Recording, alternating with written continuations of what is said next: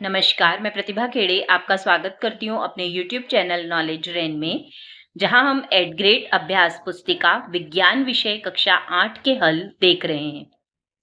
आज हम अध्याय 7 किशोरावस्था की ओर के हल देखेंगे। यहाँ हमें एक चित्र दे रखा है। ये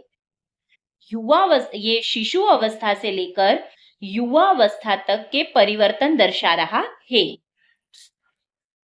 यहाँ वो बोल रहा है कि अवस्थाओं का नाम, अवस्था की अवधि, शारीरिक परिवर्तन, बालक और बालिका, ये हमें इसमें लिखना है। तो सबसे पहले शिशु अवस्था 0 से 2 वर्ष की, इसमें तेज शारीरिक विकास होता है बालक के लिए और तेज शारीरिक विकास होता है बालिका में भी।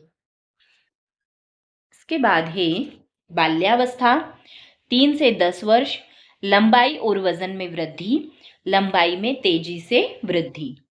किशोरावस्था है 10 से 18 वर्ष, आवाज भारी, मांसपेशियों का विकास, ये लड़कों में, और लड़कियां मासिक धर्म स्तनों का विकास लड़कियों में। युवावस्था 18 वर्ष के बाद शारीरिक विकास की पूर्णता और ये शरीर की स्थिरता। सही विकल्प के आगे सही का निशान लगाइए। जीवन का ऐसा काल जिसमें आप न तो बच्चे रहते हैं और न ही बड़े, इस अवधि को कहा जाता है बाल्यावस्था, युवावस्था, किशोरावस्था या वृद्धावस्था।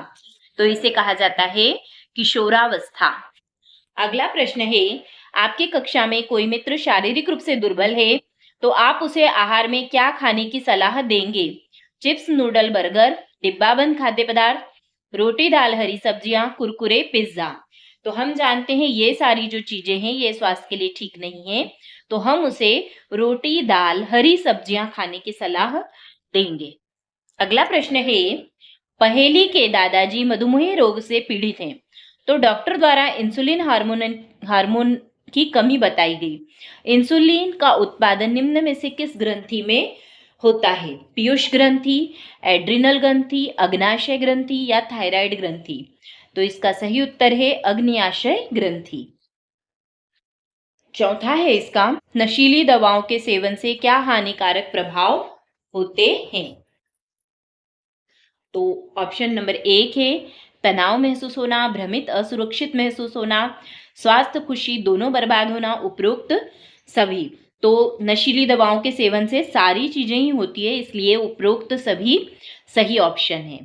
अगला है, किशोरावस्था का लक्षण नहीं है लंबाई में वृद्धि, स्वर में परिवर्तन, संवेदात्मक अपरिपक्वता, शारीरिक आकृति में परिवर्तन। तो किशोरावस्था का लक्षण क्या नहीं है इसमें से? संवेदनात्मक अपरिपक्वता।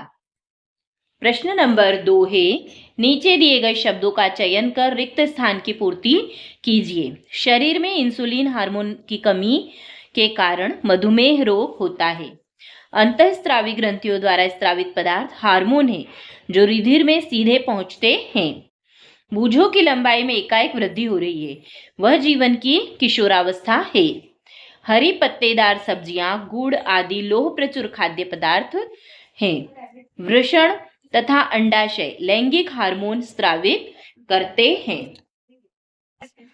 अति लघुत्तरीय प्रश्न। प्रश्न नंबर 3, सामान्यतः लड़कियों का स्वर उच्चता रत्व वाला होता है जबकि लड़कों का स्वर गहरा होता है, क्यों?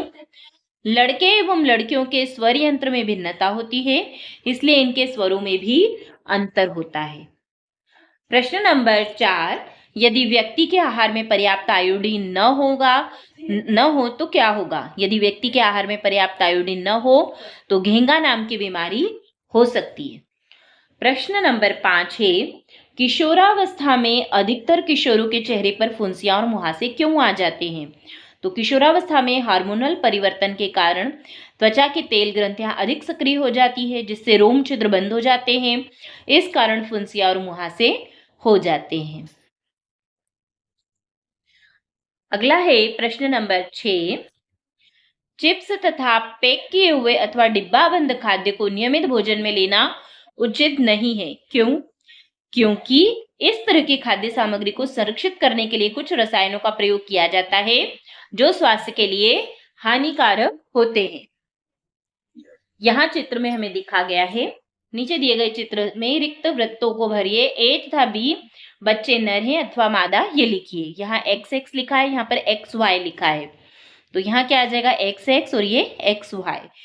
एक्स से वाई मिलके एक्स वाई बनेगा, एक्स एक्स से एक्स एक्स बनेगा। एक्स एक्स में क्या होगा, लड़की होगी, और एक्स वाई में लड़का। यहाँ पर लड़की होगी और ये लड़का। लघुत्तरीय प्रश्न है, प्रश्न नंबर 8। बूझो तथा पहेली दोनों भाई बहन है। बूझो ने अपना जन्मदिन मनाया है, जिसमें उसके कई मित्र आए हैं। पहेली अपने भाई के मित्रों से लगभग 1 वर्ष उपरांत मिल रही है। उसे अपने भाई के मित्रों में अनेक परिवर्तन, जैसे किसी की लंबाई एकाएक बढ़ जाना, किसी की आवाज भारी हो गई, किसी लड़के की मूछें निकल आई, देखने को मिला। बताइए, अनुमान लगाइए, बूझो अपना कौन सा जन्मदिन मना रहा है। तो बूझो अपना 11वां या 12वां जन्मदिन मना रहा है। अगला है, बूझो के मित्रों के शरीर में होने वाले परिवर्तन की अवस्था को क्या कहेंगे? किशोरावस्था। तीसरा है, अनुमान लगाइए कि शरीर में होने वाले इन परिवर्तनों की अवधि कब तक रहती है। तो 11 से 20 वर्ष तक रहती है। अगला है प्रश्न नंबर 9। पहेली ने अपने घर के पास के पोखर में मेंढक के बहुत सारे अंडे देखे। अंडे से टेटपोल में परिवर्तन के उपरांत ये टेटपोल वयस्क मेंढक में परिवर्तित नहीं हुए। ऐसा होने का क्या कारण हो सकता है? टेटपोल के वयस्क मेंढक में परिवर्तित नहीं होने के कई कारण हो सकते हैं, जैसे पर्यावरणीय परिस्थितियां, पोषण की कमी, संक्रमण या बीमारियां, जिन संबंधी समस्याएं तथा विकास के लिए पर्याप्त समय का अभाव। प्रश्न नंबर 10 देखिए, निम्नलिखित तालिका को पूर्ण करें। वृद्धि, यहाँ हार्मोन दिया है, फिर ग्रंथि और उसके कार्य। तो यहाँ वृद्धि हार्मोन दिया है, तो वृद्धि हार्मोन किस ग्रंथि से निकलता है? पिट्यूटरी ग्रंथि से। कार्य है शारीरिक वृद्धि को नियंत्रित करना। फिर यहाँ थायराइड ग्रंथि दे रखी है, इससे कौन सा हार्मोन निकलता है? थायरॉक्सिन हार्मोन निकलता है। इसका कार्य है जैविक क्रियाओं पर नियंत्रण। इसके बाद कोर्टिसोल हार्मोन और एड्रिनल ग्रंथि से का क्या काम है? क्रोध, चिंता एवं उत्तेजना की अवस्था में तनाव के संयोजन का कार्य करता है। प्रश्न नंबर 11 है, किशोरावस्था में किशोरों में अनेक शारीरिक परिवर्तन होते हैं। कुछ परिवर्तन लड़कों तथा लड़कियों में अलग अलग होते हैं। लड़कों तथा लड़कियों में होने वाले परिवर्तनों को सूचीबद्ध कीजिए। तो लड़कों में आवाज का भारी होना, मूंछ और दाढ़ी का आना, कंधों का चौड़ा होना, और लड़कियों में स्तनों का विकास, कुल्लों का चौड़ा होना, मासिक धर्म का शुरू होना। प्रश्न नंबर 12 है, किशोरावस्था में व्यक्तिगत सफाई पर अत्यधिक ध्यान देना चाहिए, स्पष्ट कीजिए। किशोरावस्था में हार्मोनल बदलाव से अधिक पसीना और त्वचा में तेल उत्पादन बढ़ जाता है, जिससे फुंसियां, मुहासे और शरीर में दुर्गंध हो सकती है। इसलिए नियमित स्नान और सफाई जरूरी है। दीर्घ उत्तरीय प्रश्न है, हमारे देश में विवाह की विधि संगत न्यूनतम आयु निर्धारित की गई है। अगर ये विवाह की आयु निर्धारित नहीं होती तो बताइए किशोरों के शारीरिक तथा मानसिक स्वास्थ्य पर क्या प्रभाव होगा? तो किशोरों के शारीरिक मानसिक स्वास्थ्य पर विपरीत प्रभाव पड़ेगा। क्यों? कम उम्र में गर्भावस्था लड़कियों के लिए हानिकारक हो सकती है और मानसिक तनाव भी बढ़ सकता है। अगला है, किशोरों के विकास के अवसर पर क्या प्रभाव होगा? तो यदि विवाह की कम उम्र से किशोर शिक्षा और कैरियर के अवसरों से वंचित हो सकते हैं, जिससे उनके भविष्य के विकास के अवसर प्रभावित हो सकते हैं।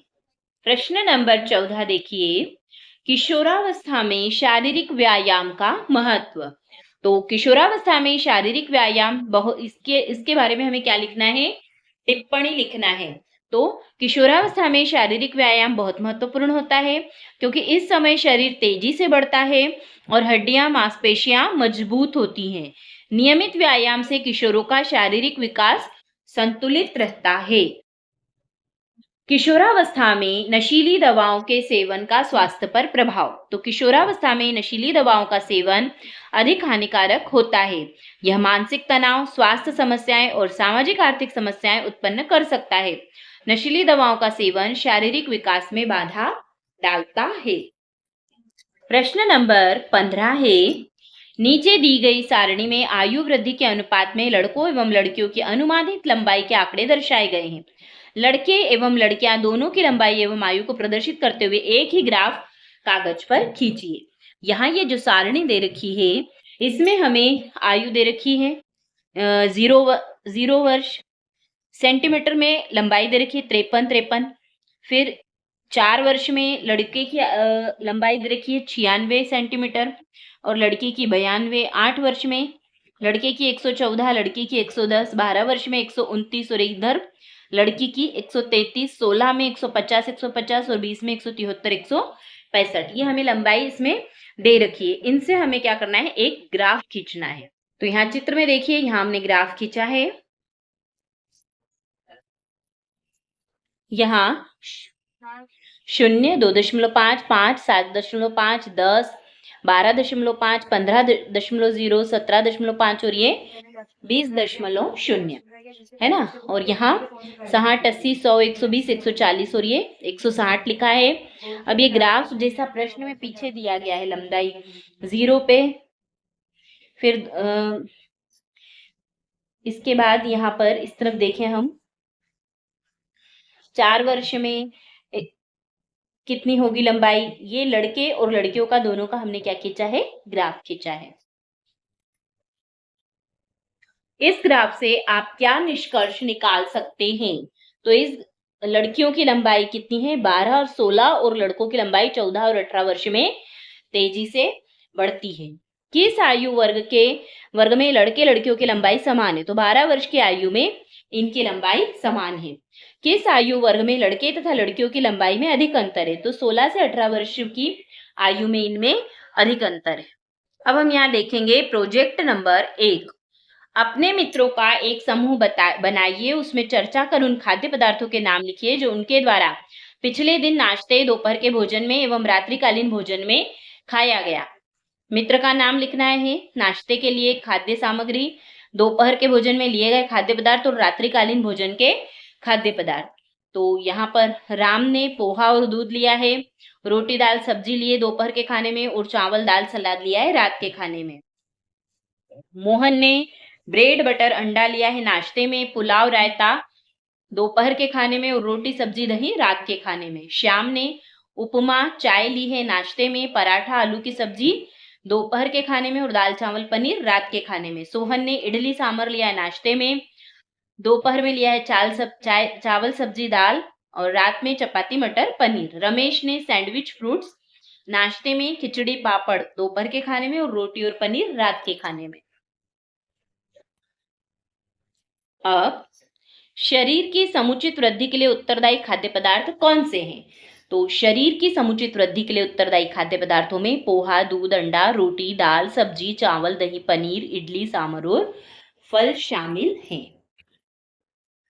अगला है, उपरोक्त सारणी में कौन कौन से जंक फूड हैं जिनका आपके द्वारा और आपके मित्रों के द्वारा सेवन किया गया। तो तालिका के अनुसार जंक फूड के अंतर्गत ब्रेड आएगा, बटर और सैंडविच आते हैं। ये खाद्य पदार्थ पोषक तत्वों में कम और वसा, नमक और चीनी में अधिक होते हैं जो शरीर के लिए हानिकारक हो सकते हैं अगर इनका सेवन अधिक मात्रा में किया जाए। अब यहाँ देखिए प्रोजेक्ट नंबर 2, HIV एड्स के बारे में समाचार पत्र एवं पत्रिकाओं से कटिंग एकत्रित करके 15 से 20 वाक्यों पर लेख लिखिए। तो HIV शरीर की प्रतिरक्षा प्रणाली को कमजोर करता है जिससे एड्स हो सकता है।